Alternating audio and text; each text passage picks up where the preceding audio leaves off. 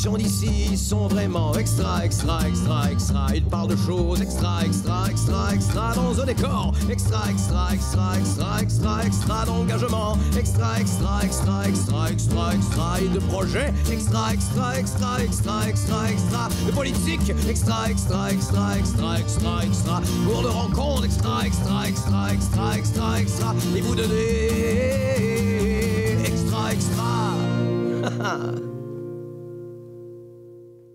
Cette semaine à Extra, je rencontre Annick Briand de la SADC.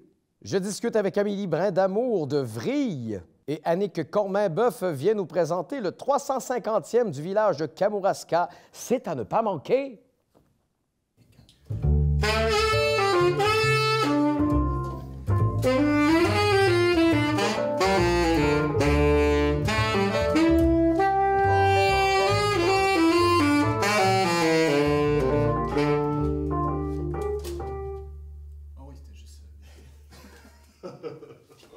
Je suis présentement avec Mme Annick Briand, directrice générale de la SADC du Kamouraska. Donc, bonjour Annick. Bon matin. Le SADC, quelqu'un qui ne connaît pas ça, c'est qu'est-ce que ça mange en hiver? Oui, donc SADC pour Société d'aide au développement de la collectivité. Alors, du Kamouraska, ici, donc de la Pocatière à Saint-Alexandre. On est une organisation sans but lucratif, financée par Développement économique Canada.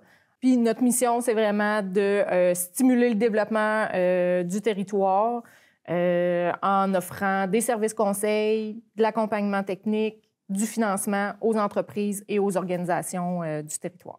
OK. Et là, dans le fond, si je comprends bien, il vient d'avoir une firme, finalement, qui a regardé les retombées de tout ça depuis c'est 2019 à 2023, je crois. Oui, c'est ça. Donc, on renouvelle nos ententes avec le gouvernement, avec Développement économique Canada, aux 5 ans.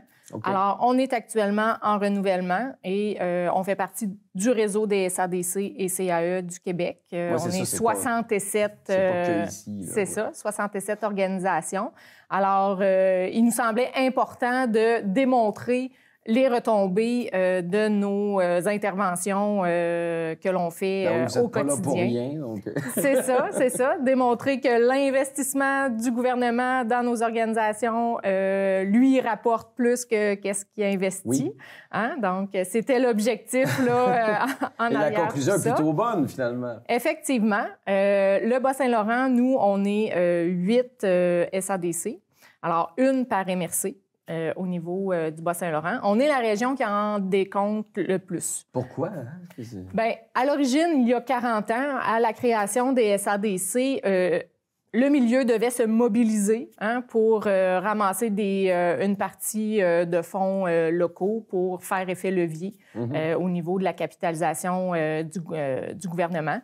Et nous, ça arrivé au Bas-Saint-Laurent qu'on est un milieu dynamique, concerté et mobilisant. Alors, chaque MRC se sont rassemblés pour créer leur propre SADC. C'est parce que l'intérêt était là, finalement. Effectivement. Les besoins aussi, il ne faut pas le cacher. Oui. Les SADC sont uniquement en région rurale, donc il n'y a pas de SADC là, dans les grands centres.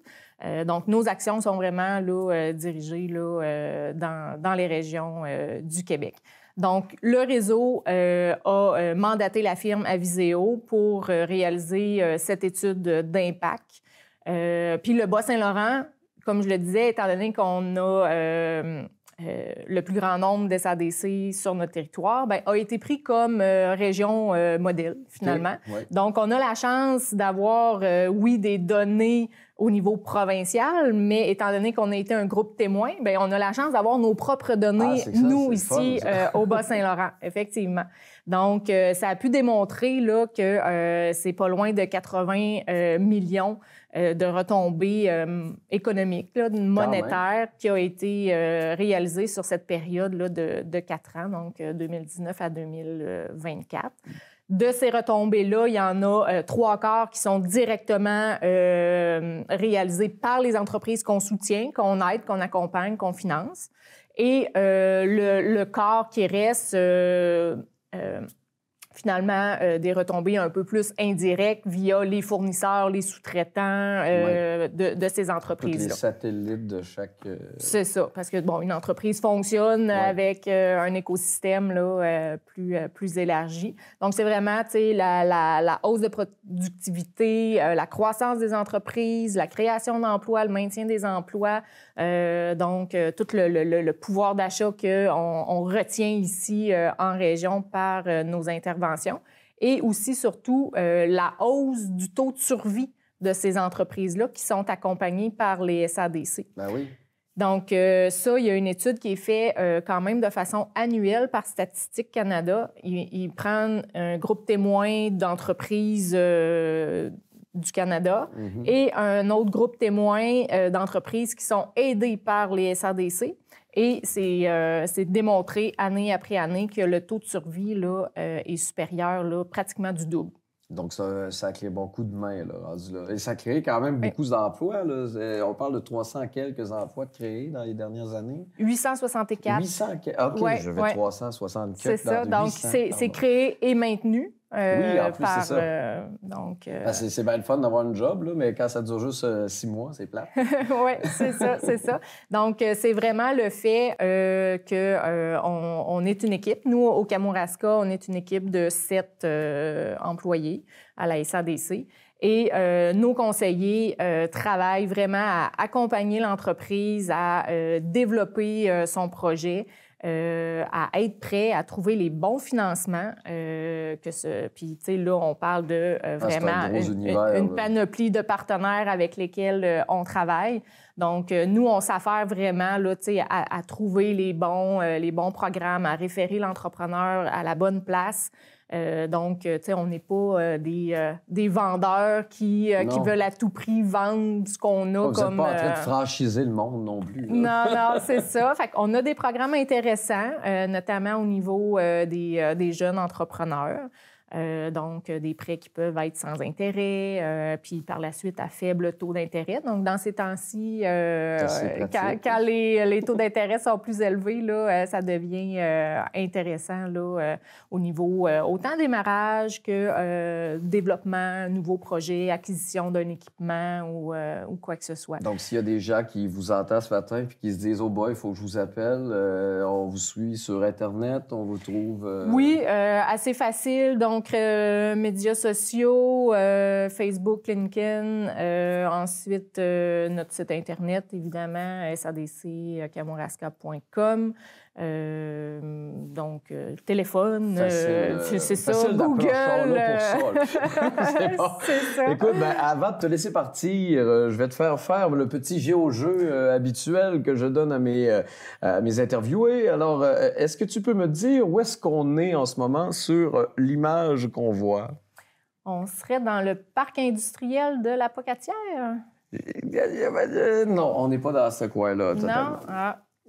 Ici, on est dans le... C'est quoi? C'est Lebel-Saint-Joseph? C'est ça, le groupe Lebel-Saint-Joseph? Donc, le long de la route Picard, c'est ça qu'on voit sur le côté. J'avoue que vite de même, ça peut vite... Oui, c'est des arbres, hein? Beaucoup. Ouais, ça, je pense qu'on est à côté de l'arbre gauche. Merci beaucoup, Annick, en espérant que ça continue à faire des bons scores de même et que les gens profitent de l'aide disponible. Merci. Merci.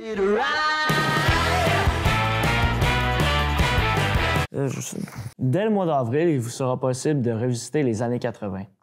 Et oui, parce que la compagnie M.P Arcade organise 2 événements à ne pas manquer. Ces événements qui vous permettront de jouer à des jeux rétro sont aussi conditionnés pour les enfants autant que les adultes avec des activités respectives. Pour les jeunes, des activités de coloriage, du baby-foot, du hockey sur air, ainsi que pour les jeunes, des activités de coloriage, de ballon géant, de baby-foot et de air hockey, ainsi que du parachute arc-en-ciel sont disponibles pour les divertir. Pour les adolescents et adultes nostalgiques, il y aura des jeux d'arcade rétro, des jeux de sport, des photobooths, ainsi que les vieilles consoles de type Wii et GameCube. La thématique est aussi une soirée fluorescente, donc n'oubliez pas vos couleurs flash ainsi que les bâtons fluorescents afin de rayonner sur la musique. L'événement, c'est 5 dates en tout. La première, ça va se passer au Centre culturel de Trois-Pistoles le 13 et 14 avril. Et ensuite, ça va se passer à la Pocatière au Centre Bombardier le 19, 20 et 21 avril. Un événement est déjà créé sur la page Facebook de M.P Arcade. Alors, n'hésitez pas à aller montrer votre intérêt ou bien juste de confirmer votre présence. Si vous avez des questions, n'hésitez pas à les contacter sur la page Facebook ou d'aller sur leur site www.m.p-arcade.com. Je répète, www.m.p-arcade.com. Que ce soit pour jouer à Street Fighter, arriver premier à Mario Kart ou bien battre votre record sur Pac-Man, j'espère seulement une chose, c'est de... Je suis présentement avec Amélie... Oh, je vais reprendre ça. OK, on reprend ça. Je suis présentement avec Amélie Brindamour. On parle aujourd'hui du Centre Vrille. Donc, le Centre Vrille d'art actuel, c'est ça? Oui, exactement. C'est quoi le Centre Vrille pour ceux qui n'y ont jamais été? C'est un centre d'artistes autogéré qui a commencé au cégep de la Pocatière, qui s'appelait autrefois Tortue Bleue et depuis 2014 s'appelle Vrille Art Actuel. Puis un centre d'artistes autogéré, ça veut dire que les gens qui tournent autour du centre, c'est des membres, souvent des membres artistes, mais aussi des membres de la communauté. On accueille tout le monde, puis ça fonctionne avec un conseil d'administration et des employés qui sont à la direction. OK. Et là, vous avez une programmation qui sort à l'instant. Oui. Qu'est-ce qui s'en vient d'intéressant? Bien, on va avoir une famille artiste qui va s'en venir dans le coin de la Pocatière cet été, en juillet. La famille Carrier-Bouchard avec Jacinthe Carrier, Bruno Bouchard et leurs 2 filles, Margot et Elena, qui ont 5 ans et 11 ans. Et qui font des œuvres aussi jeunes, ouais, c'est cool. Bien, oui. Bien, dans le fond, c'est Jacinthe puis Bruno, c'est 2 artistes. Bruno, il est plus au niveau de la musique. C'est l'un des fondateurs de l'orchestre Homme Orchestre. Puis Jacinthe, elle est plus dans la photographie, dans les mises en scène. Puis là, ils ont décidé d'allier leur savoir-faire, d'inclure leurs enfants, parce que, premièrement, bien, tu sais, c'est pratique parce que c'est pas facile pour les familles nécessairement de se laisser 3 semaines pour faire une résidence, de créer à distance. Mais aussi, ils se sont rendus compte que leur fille était très créative puis que ça faisait des projets qui étaient intéressants pour eux, mais aussi pour les familles. Puis, bien, tu sais, on le sait, le Bas-Saint-Laurent, la famille, c'est important, c'est considérable, mais ça va être accessible et intéressant aussi pour les familles de la région. Et ça, c'est pendant tout l'été ou... Ça va être pendant 3 semaines. Okay. La famille va être à la ferme des 40 arpents. C'est un projet qui va mélanger art et agriculture. Ça fait qu'on s'est dit que ça va faire des projets agroculturels. Mm-hmm. Puis c'est tellement thématique dans le coin en plus. Là, oui, oui, mais tu sais, c'est pas une avenue que Vrille a explorée dans le passé. Non, OK. L'agriculture, bien, c'est une entreprise familiale aussi où la famille est mise en valeur. Il y a une transmission de connaissances. C'est qu'on trouvait ça le fun que la famille Carrier-Bouchard soit justement... que ça soit justement une famille artiste qui allait faire cette résidence-là, rester aux 40 arpents, puis... visiter aussi d'autres fermes de la région, surtout autour de la Pocatière, parce que Vrille n'a pas de lieu d'exposition. On fait toutes les résidences dans des endroits non dédiés à l'art. OK. Puis ça fait que c'est pour ça, peut-être, vous avez vu nos projets qui sont qui sont à l'extérieur, qui ont été proches du fleuve dans le passé, le mur de la balle au mur de la Pocatière, mais c'est toujours des projets extérieurs dans des côté lieux... in situ, là. Un côté in situ. Puis là, bien, cette fois-ci, ça va être dans des fermes. Puis la famille Carrier-Bouchard va aller visiter la ferme Pruchière, proche de la Pocatière. Il y a aussi le Mouton Blanc. Puis finalement, 40 arpents qui vont être importants. Puis peut-être qu'ils vont faire d'autres découvertes durant la résidence. Puis l'idée de la résidence, c'est un lieu d'incubation. Ça fait qu'ils vont arriver sur place, ils vont s'inspirer de l'endroit, des façons de faire, tous des objets utilisés dans la ferme. Puis le projet s'appelle justement de la terre à la table. Donc, c'est cette idée de faire le lien entre l'agriculture puis les produits qui sont mangés par la suite. Mm-hmm. Puis peut-être mentionner que, bien, c'est ça que la famille va être là pendant 3 semaines, va faire de la recherche, va s'imprégner des espaces, va développer un projet, puis va faire 2 activités de médiation culturelle au marché de la Pocatière. C'est qu'on reste dans la thématique de l'agriculture, d'aller vers le public famille, puis va venir aussi au marché de Saint-Pascal faire des activités, des ateliers inspirés de leurs pratiques pour faire découvrir leurs projets auprès des gens. Il y a autre chose après eux qui viennent? Ou... Oui, on a une artiste qui vient de Lanaudière qui s'appelle Laetitia de Coninck, qui va venir 3 semaines aussi. Elle, ça va être au jardin communautaire de la Pocatière. C'est un autre projet qui est en lien avec l'agriculture. Donc, le nom de notre programmation cet été, c'est Cultivar, faire terroir. Donc, ça tourne vraiment autour des plantes de l'agriculture. Et Laetitia va être au jardin communautaire de la Pocatière. On va emmener notre vrille mobile.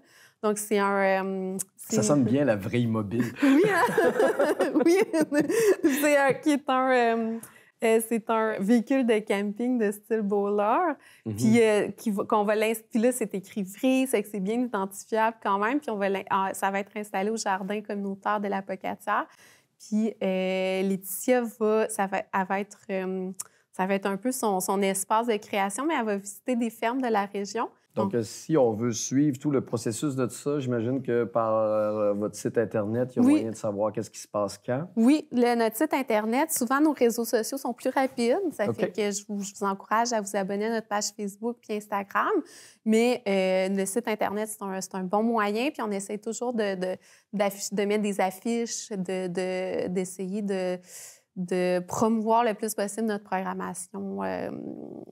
Donc, pour que les gens soient au courant. Là. Donc, à ne pas manquer, à suivre plein de beaux projets. Oui, c'est ça. C'est que là, nous autres, on vous lance un peu les semences de ce début de le projet. Lien est fait à le lien est fait, oui, c'est ça. Là, on vous lance un peu les idées des projets, mais on va être de plus en plus concret avec le début du printemps là, qui s'en vient. Puis ça fait qu'on va être Donc, tous ces projets-là, c'est juillet puis début août dans la région. Bon, bien, merci beaucoup de nous en avoir présenté quelques-uns. Avant de te laisser partir, j'ai toujours un petit géo-jeu à faire pour voir à quel point tu connais ton coin. Donc, je te demanderais de regarder... Ah, ça veut dire que tu n'as pas écouté l'émission avant. J'aime ça quand je les pogne de même. Donc, je te demanderais à regarder l'écran et essayer de me dire où est-ce qu'on est, finalement. OK.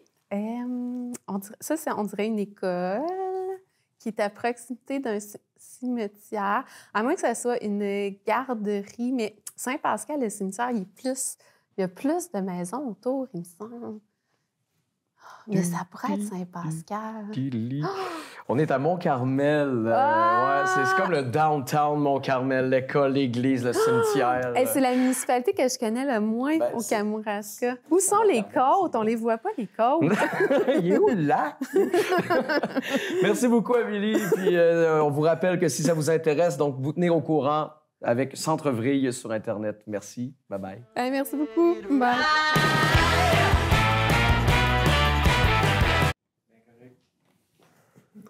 Montez mes manches. Ah ouais, fais ça. Mais cette semaine, Je te roule un coup. le printemps s'en vient, l'été aussi. Ça vous tente de faire du sport, mais vous n'avez pas nécessairement le matériel disponible ou que vous n'avez pas les moyens d'en acheter. Ça tombe bien parce que la Maison de la famille a ce qu'il faut pour vous. Il offre un programme pour louer du matériel sportif et pour enfants. Exemple, vous pouvez louer des trottinettes, des vélos, des raquettes, des skis de fond, des remortules, des porte-bébés. Je sais, j'ai dit raquettes et skis de fond, mais si vous voulez aller en faire dans le sable cet été, vous pouvez quand même. Aussi, ils offrent ce programme sous forme de passeport. Il y a 4 différents passeports. Il y a le passeport individuel à 20 $, le passeport familial à 30 $ et le passeport corporatif à 40 $. Ah, aussi, j'ai oublié le passeport unique au coût de 8 $, qui est pour une fois seulement. Si vous voulez louer du matériel, vous avez juste à vous rendre sur le site de la Maison de la famille, aller dans l'onglet « Services », puis « Loisirs Kamouraska ». Ensuite, vous créez un compte dans la plateforme. Vous créez un compte dans la plateforme. Ensuite, vous allez mettre l'objet que vous avez envie de louer dans le panier, comme quand vous faites des achats sur Internet. Ensuite, vous avez simplement à vous rendre à un des 3 centres de prêt, soit le Centre Bombardier de la Pocatière, le pavillon sportif de Saint-Alexandre et l'atelier du partage de Saint-Pascal. Aussi, vous pouvez faire des dons de 5 et 10 à la même endroit sur le site la Maison de la famille du Kamouraska pour permettre à des familles dans le besoin qui n'ont pas nécessairement les moyens de louer du matériel sportif ou pour enfants. Donc, si vous avez plus de questions, vous pouvez directement aller sur le site de la Maison de la famille. Je suis présentement avec Mme Annick Cormin-Boeuf. On parle du 350e de Kamouraska. Bonjour, Annick. Bonjour. En forme? Ah oui. Motivée par le projet, le 350e? Bien, c'est sûr que là, on est quasiment rendu à la ligne d'arrivée. Là, c'est le dernier droit. Donc, toutes les activités sont en train vraiment de se structurer. On est en recherche de financement. Fait que oui, non, on est motivé et très enthousiaste. Donc, qu'est-ce qu'il y a de prévu là, pour souligner cet événement-là? Bien, ce qui est intéressant, c'est que pour s'assurer finalement de rejoindre un grand éventail là, de visiteurs, mais aussi tous nos citoyens, on va vraiment organiser les fêtes en deux temps. Le 24 juin, c'est une date finalement de lancement des festivités de façon officielle avec la remise de la programmation, lancement d'une bière qui a été brassée spécialement pour les fêtes du 350e par la Baleine Endiablée. Ah. Puis après ça, fait qu'on profite donc vraiment du 24 juin, mais finalement, l'activité se tient le 23 juin, donc pour lancer les festivités. Puis après ça, les vraies fêtes en tant que telles vont se dérouler les 30, 31 août et 1er septembre. Oh, OK. Et là, on essaie de rejoindre toute la famille, j'imagine? Oui, ça, c'est intéressant. Le fait qu'on ait un comité qui soit quand même assez diversifié. On est une dizaine, donc, de citoyens qui travaillent. On a eu, donc, différents... Chaque personne est venue ajouter un petit peu son grain de sel. Fait qu'on a vraiment des fêtes familiales, des activités qui s'adressent à des gens de tout âge. Puis aussi, bien, on est chanceux à Kamouraska, on a des organismes culturels qui, eux aussi, ont décidé d'entrer, finalement, dans les festivités avec une programmation spécifique. OK. Donc, il y a des partenaires avec le Centre d'art, peut-être, musée, tout ça? Le Centre d'art, le musée, le Symposium de peinture, le groupe Regard. Avec ça, on a aussi des commerçants qui se sont joints à nous pour nous offrir une offre alimentaire sur le site parce qu'on a quand même décidé de délimiter un espace spécifique pour les fêtes du 350e. Donc, ça sera vraiment dans le stationnement de la salle communautaire. Mm-hmm. Et puis, toutes les festivités vont se regrouper là. Puis, ce qu'on veut, c'est que les gens viennent et puis qu'ils puissent rester sur le site et pouvoir y manger. Fait qu'on a des restaurateurs qui ont accepté finalement de venir nous faire une offre alimentaire. Fait que c'est vraiment une formule conviviale avec des activités précises. Fait qu'il peut y avoir une conférence à une certaine heure, un concert à un autre moment donné, un spectacle en soirée. Puis dans les événements les plus, je te dirais, un petit peu plus orchestrés, on a le banquet des seigneurs. Fait que là, c'est vraiment une occasion d'inviter finalement l'ensemble des gens de la MRC de Kamouraska pour une conférence sur l'alimentation, un repas gastronomique, mais orienté vraiment sur l'alimentation en Nouvelle-France et un spectacle qui va être donné par une artiste de Kamouraska. OK. Donc, on garde la teinte locale, finalement, avec tout ça. Bien, oui, parce que, dans le fond, à Kamouraska, on a la chance d'avoir, donc, autour de nous, des commerçants et des gens qui œuvrent dans le milieu. Donc, on est capable de pouvoir les mettre de l'avant puis d'offrir vraiment une programmation qui est vraiment de qualité, puis différente aussi là, de ce qui se fait ailleurs. Fait qu'on est fiers de notre organisation. Tant mieux. Et 350 ans, c'est quand même beaucoup. Est-ce qu'on ressort des liens qui ont été passés à travers l'histoire? Est-ce qu'il y avait quelque chose d'un peu patrimonial de prévu là-dedans? Ou... Cet aspect-là, plus historique, va être piloté davantage par les deux organismes culturels. Donc, le Centre d'art, je sais qu'ils ont prévu des activités vraiment plus axées sur ce volet-là. Et le musée aussi. Donc, à ne pas manquer, j'imagine que parce que c'est dans un certain temps, on va voir apparaître la promotion de plus en plus. Si on veut suivre un peu tout ça, est-ce qu'on peut voir sur Internet un site en particulier? Oui. Alors, ça aussi, là, c'est comme je te disais, là, on est vraiment dans la finalité. Sous peu, il va y avoir un site Internet vraiment spécifiquement pour les fêtes du 350e. Sur ce site-là, ça va permettre aux gens là, de pouvoir aller cliquer Surge, par exemple, le 23 juin, lancement des festivités, et on va détailler toute la programmation. L'avantage aussi d'avoir ça et la page Facebook de la municipalité, c'est qu'on va pouvoir être en direct aussi avec les gens. Au fur et à mesure que ça évolue, ce qui est annoncé sur la page Facebook va être relayé aussi sur le site web spécifique des fêtes du 350e. On va aussi avoir un code QR, donc, qui va pouvoir être scanné par les gens. Puis on travaille avec la Baleine endiablée, justement, parce qu'il faut savoir que la Baleine endiablée, la vente de la bière, c'est une levée de fonds. Puis là aussi, on s'est dit, si on vend beaucoup de bière, on veut être sûr que les gens puissent savoir notre programmation. Fait que le code QR va être aussi sur leurs étiquettes. Là. Fait que on devrait être en mesure de bien diffuser finalement notre offre culturelle pour être capable de rejoindre un maximum de visiteurs. C'est toujours gagnant à se dire, je vais me prendre une bière, puis en même temps, qu'est-ce qu'il y a à faire? Code QR. Exactement. Parfait. Écoute, avant de te laisser partir, j'ai toujours le petit géo-jeu à mes interviewés, mes invités. Donc, c'est pour voir si tu connais bien ton coin.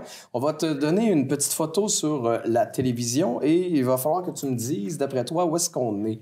Et il ne faut pas que je fasse de bévue, là. Non, ben c'est non, gênant. Mais il y a à peu près un taux de réussite de 50 % en fait. Ça, c'est Saint-André? Et ça n'a pas été long, hein? Ça y est. La maison culturelle Armand Vaillancourt à Saint-André, c'est directement... Bon, mais elle connaît son coin. Est-ce que c'était la seule question? Oui, c'était la 100%. photo. Non, mais il y en a qui prennent plus de temps, là, tu serais surprise. Bref! On va passer une autre pour voir, je suis peut-être pas aussi brillante que ça. Non, on va les garder pour les autres invités. Merci beaucoup d'être passé ce matin. Ça m'a fait plaisir. Et le 350e, tout le monde, vous êtes bien entendu les bienvenus et je vais sûrement aller voir ça aussi. Moi, une petite bière nouvelle, c'est le fun. Merci. Excellent. Merci à toi. Bye-bye. Donc, sur ce, on se voit la semaine prochaine pour un autre extra à ne pas manquer.